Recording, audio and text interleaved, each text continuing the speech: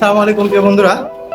তো আমরা আমাদের ইলশাবাড়ি ব্রিজে একটি গর্ত হয়েছে, তো সেটা আমরা সংস্কার করার জন্য, পূরণ করার জন্য আমরা কাজে লাগিয়েছি। আসলে আমরা যেন সমাজের কল্যাণে আসি। তো প্রচণ্ড গরম, এই গরমের মধ্যে আমরা কাজ করতেছি আমাদের কিছু ভাই বাদান নিয়ে। আমাদের জন্য সকলে দোয়া করবেন।